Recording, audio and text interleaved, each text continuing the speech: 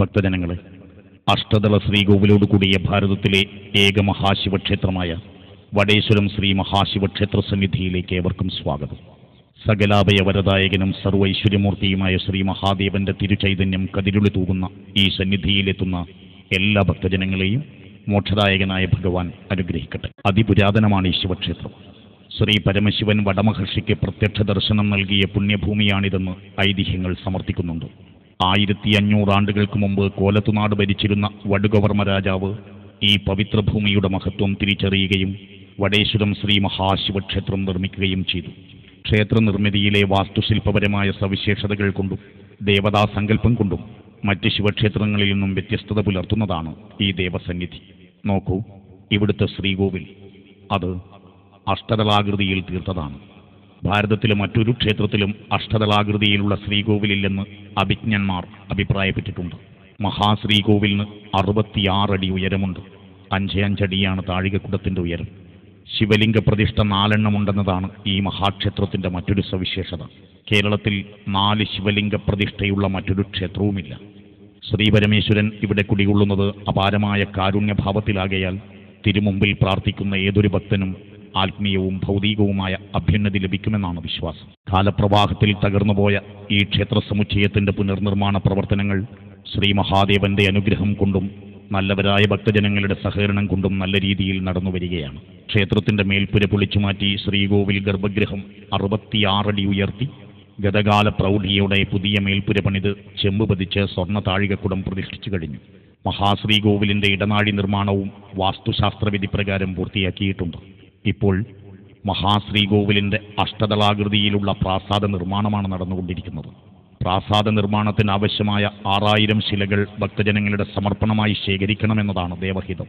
അനേകം മുഖങ്ങളും കണ്ണുകളുമുള്ള അനേകം അത്ഭുത കാഴ്ചകളോടുകൂടിയ തുടക്കവും ഒടുക്കവുമില്ലാത്ത 1000 സൂര്യചന്ദ്രന്മാരുടെ പ്രഭയുള്ള മഹാതേജസ്സാണ് സാക്ഷാൽ ശ്രീ മഹാദേവൻ വടേശ്വരത്തപ്പൻ.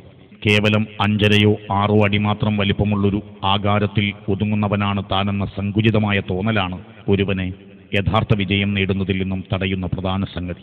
പരിമിതമായ ആ ബോധത്തിൽ നിന്നും അപരിമിതമായ ബോധത്തിലേക്കുള്ള ഉണർച്ച സംഭവിക്കുമ്പോഴാണ് ഒരുവൻ യഥാർത്ഥത്തിൽ വിജയിക്കുന്നത്. സ്ഥലകാല ദേശങ്ങൾക്കതീതമായ വിജയം മാത്രമാണ് യഥാർത്ഥ വിജയം. മറ്റെല്ലാം വെറും നിഴലുകൾ മാത്രം. നിഴലുകളെ ഉപേക്ഷിച്ച് യഥാർത്ഥ സത്യത്തിലേക്ക് കണ്ണുതിരിക്കുവാൻ, നിങ്ങളിൽ ഉൾക്കൊള്ളുന്ന യഥാർത്ഥ ശക്തിയെ തിരിച്ചറിയാൻ, പരിമിതികളിൽ നിന്ന് ഉയർത്തെഴുന്നേൽക്കാൻ നിങ്ങൾക്ക് കരുത്തു പകരുന്നത് 33 കോടി ദേവഗണങ്ങളും പൂജിക്കുന്ന സാക്ഷാൽ ശ്രീപരമേശ്വരൻ തന്നെയാണ്. ആ വിശ്വംഭരന്റെ തൃച്ചീവടികളിൽ ഭക്തിപൂർവ്വം നമിക്കുന്നവർ, ആ കാരുണ്യമേറ്റുവാങ്ങുന്നവർ, അവർ തന്നെയല്ലേ യഥാർത്ഥ വിജയി?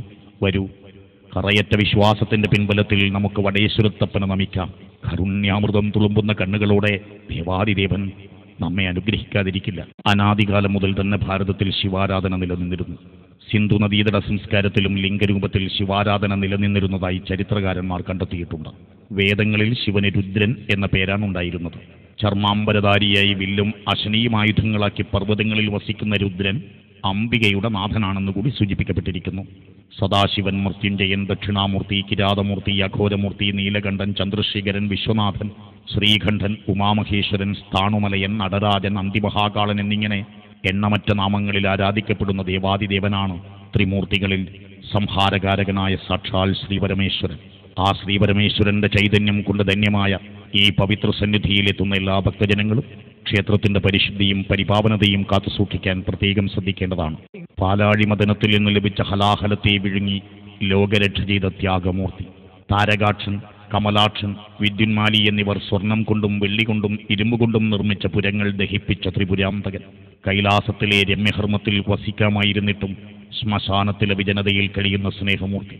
വിലയേറിയ ആടയാഭരണങ്ങൾ ധരിക്കാനുണ്ടായിട്ടും പുലിത്തോലുടുത്ത് പാനത്തോൽ പുതച്ച് സർപ്പങ്ങളെ കണ്ഠാഭരണമാക്കിയ പരമാനന്ദ സ്വരൂപൻ സാക്ഷാൽ മംഗളമൂർത്തിയാണ് ഇവിടെ കുടികൊള്ളുന്നത്. അധർമ്മത്തിനുമേൽ വിനാശാഗ്നി വർഷിച്ച് ധർമാമൃതത്താൽ ശുദ്ധീകരിക്കുന്ന ദേവാദിദേവൻ, പ്രപഞ്ചത്തിലെ സർവചരാചരങ്ങൾക്കും നാഥൻ, ശരണാഗതർക്ക് കൃപാകടാക്ഷം ചൊരിയുന്ന കരുണാമയൻ സാക്ഷാൽ കൈലാസേശ്വരൻ. പ്രപഞ്ചത്തിലെങ്ങും നിറഞ്ഞു നിൽക്കുന്ന ഈശ്വര ചൈതന്യത്തെ സാധാരണക്കാരായ ഭക്തജനങ്ങളുടെ ഭൗതികവും ആധ്യാത്മികവുമായ സർവ്വവിധ ഐശ്വര്യങ്ങൾക്കും വേണ്ടി ഉപയോഗിക്കത്തക്ക രീതിയിൽ തയ്യാറാക്കിയിട്ടുള്ളതാണ് ക്ഷേത്രങ്ങൾ. വ്യാസഭാഷയിൽ ഇതം ശരീരം കൗന്ദേയ ക്ഷേത്രമിത്യഭിധീയതേ. ഈ ശരീരം തന്നെയാണ് അർജുന ക്ഷേത്രം. പ്രപഞ്ച ശരീരത്തിൻ്റെയും വ്യഷ്ടി ശരീരത്തിൻ്റെയും പ്രത്യക്ഷ പ്രതീകങ്ങളത്രേ ക്ഷേത്രങ്ങൾ. നമ്മുടെ പൂർവീകന്മാരായ ഋഷിവര്യന്മാരാൽ സമ്പന്നമാക്കിയ സനാതന സംസ്കാരത്തിൻ്റെ പ്രതിഫലനങ്ങളായ ക്ഷേത്രങ്ങളിൽ ശ്രീ മഹാദേവന്റെ മഹാചൈതന്യത്താൽ ധന്യമായ ഈ ക്ഷേത്രസന്നിധിയിൽ ഇപ്പോൾ മഹാശ്രീകോവിലിൻ്റെ അഷ്ടതലാകൃതിയിലുള്ള പ്രാസാദ നിർമ്മാണമാണ് നടന്നുകൊണ്ടിരിക്കുന്നത്. പ്രാസാദ നിർമ്മാണത്തിന് ആവശ്യമായ 6000 ശിലകൾ ഭക്തജനങ്ങളുടെ സമർപ്പണമായി ശേഖരിക്കണമെന്നതാണ് ദേവഹിതം. ദേവഹിതം മനുഷ്യനാൽ മാറ്റാവതല്ലോ. അതിൽ 4000-ഓളം ശിലകൾ നല്ലവരായ ഭക്തജനങ്ങൾ സമർപ്പിച്ചു കഴിഞ്ഞു. ശിലാസമർപ്പണം പൂർണ്ണമാകണമെങ്കിൽ 2000 ശിലകൾ കൂടി സമർപ്പിക്കേണ്ടതായിട്ടുണ്ട്.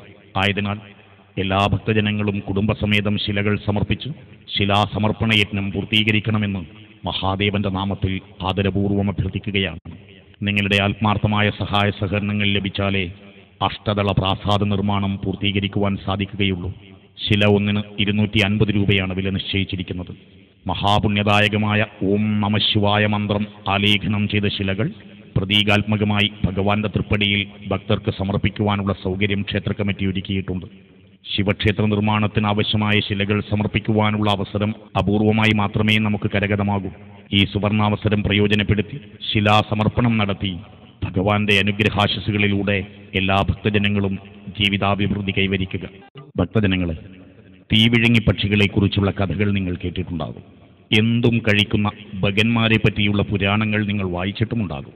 അതിശക്തമായ ആകർഷണ ശക്തി കൊണ്ട് എന്തിനേയും വിഴുങ്ങുന്ന തമോദ്വാരങ്ങളെക്കുറിച്ചും നിങ്ങൾക്കറിവുണ്ടാകും. എന്നാൽ മനഃശക്തി വിഴുങ്ങുന്ന കാ എന്ന് കേൾക്കുമ്പോൾ അതെന്ത് തരം കാ എന്ന് നിങ്ങൾ അത്ഭുതപ്പെട്ടേക്കാം. ജ്യോതിർമണ്ഡലത്തിലെ തമോദ്വാരങ്ങളെ പോലെ മാനസിക മണ്ഡലത്തിലെ തമോദ്വാരങ്ങളായി വർത്തിക്കുന്ന 4 കാകളെക്കുറിച്ച് അറിഞ്ഞില്ലെങ്കിൽ പിന്നെ ഈ വടേശ്വരത്തപ്പനെ തൊഴുതിട്ടോ പ്രാർത്ഥിച്ചിട്ടോ ഒരു കാര്യവുമില്ല. ഭഗവാൻ അതൊട്ട് കാണുകയോ കേൾക്കുകയോ ചെയ്യില്ല. ഏതൊക്കെയാണ് ആ 4 കാകൾ എന്നറിയുക. കുറ്റപ്പെടുത്തൽ, കുറ്റബോധം, കോപം, കപടത എന്നിവയാണ് ഭക്തിയെയും മുക്തിയെയും സമാധാനത്തെയും എല്ലാം അകറ്റി നിർത്തുന്നത്. ആയതിനാൽ അവയെ ഹനിക്കുക. ഉള്ളിൽ സ്നേഹത്തിൻ്റെ നീരാളം വിടർത്തുക. സഹജീവിയെ ഉത്സാഹത്തോടെ സ്വീകരിക്കുക. പിന്നെ വടേശ്വരത്തപ്പൻ്റെ അനുഗ്രഹത്തിന് താമസം ഏതുമുണ്ടാകില്ല. അപേക്ഷിക്കുന്നവർക്ക് ഉപേക്ഷ കൂടാതെ ആഗ്രഹനിവൃത്തി കൈവരുത്തുന്ന അഭയദായകനാണല്ലോ വടേശ്വരത്തപ്പൻ. ആ തൃപ്പാദ പത്മങ്ങളിൽ നമുക്ക് ഭക്തിപൂർവ്വം നമിക്കാം. കലിയുഗ കാലത്തിൽ മനുഷ്യരെല്ലാം കന്മഷചേതസ്സുകളായി ധർമ്മം കൈവെടിയുന്നു. കലികാല മനുഷ്യർ ഹ്രസ്വായുഷ്മാന്മാരും അകൃത്യ പ്രവർത്തനങ്ങളിൽ അതീവ തൽപരന്മാരുമാകുന്നു. അന്യന്റെ കൈവശമുള്ള ധനം തട്ടിയെടുക്കുന്നതിനുള്ള ആശയും അതിനുള്ള കൗശലങ്ങളും പ്രതിദിനം വർദ്ധിച്ചു വരുന്നു. ധർമാധർമ്മങ്ങളുടെ അടുക്കുകൾ ചിതറിത്തെറിക്കുകയാണ്. നാശത്തിന്റെ നാവുകൾ ഭൂമിയെയും കടന്ന് ജ്യോതിർഗോളങ്ങളെ പോലും ലക്ഷ്യമിടുന്ന ഇക്കാലത്ത് ശിവസ്മരണയല്ലാതെ രക്ഷയ്ക്ക് മറ്റൊരു ഉപായമില്ല. വിശ്വനാഥനായ ശംഭോ, സ്വാമിൻ മഹാദേവ, ആശ്രിതവത്സലനായ ചന്ദ്രശേഖര, വടേശ്വരത്തപ്പ പ്രസാദിക്കണേ എന്ന് ഭൂതലത്തിൽ ഏതൊരു മർത്യനെങ്കിലും ഉള്ളൊരുകി പ്രാർത്ഥിക്കുന്നതാകയാൽ തൽക്ഷണം വിശ്വശക്തികളെ ആവാഹിച്ച തൃശൂലവുമേന്തി മുന്നിലെത്തുന്ന വാത്സല്യനിധേ വടേശ്വരത്തപ്പ, ആ തിരുചരണങ്ങളിൽ ഏഴകളായ അഗതികളായ ഞങ്ങൾ കണ്ണീരോടെ കുമ്പിടുന്നു. ഹിമാലയ സാനുക്കളുടെ ഏകാന്തസുന്ദരമായ മഞ്ഞിൻ്റെ ഘനീഭൂതപാളികളിൽ നിന്നും ഭൂമിയുടെ ബീജാരൂപം പോലെ ഉയർകൊണ്ട് ആകാശങ്ങൾക്കറിയാത്ത ഉയരങ്ങളിലും ആഴികൾക്കറിയാത്ത ആഴങ്ങളിലുമായി സൃഷ്ടിസ്ഥിതി സംഹാരലയങ്ങളിൽ സംഹാരത്തിൻ്റെ ശാന്തഭാവമായി ശിരസിലൂടെ പരകോടി പുണ്യജന്മങ്ങളുടെ അമൃതപ്രവാഹമായി ഗംഗാദേവിയെ ഭൂമിയിലേക്ക് ഒഴുക്കുന്ന പരമാനന്ദ സ്വരൂപനായ പാർവതീകാന്തൻ ശ്രീപരമേശ്വരൻ സാക്ഷാൽ മഹാദേവൻ വടേശ്വരത്തപ്പനായി കുടികൊള്ളുന്ന ഈ പവിത്ര സന്നിധിയിലെത്തിക്കൊണ്ടിരിക്കുന്ന എല്ലാ ഭക്തജനങ്ങളെയും ദേവാദിദേവൻ അനുഗ്രഹിക്കട്ടെ. എല്ലാ ഭക്തജനങ്ങളും ഈ മഹാശിവക്ഷേത്രത്തിൻ്റെ അഭ്യുന്നതിക്കായി ആത്മാർത്ഥമായ സഹായ സഹകരണങ്ങൾ നൽകി ഭഗവാന്റെ അനുഗ്രഹത്തിന് പാത്രീഭൂതരാകുക.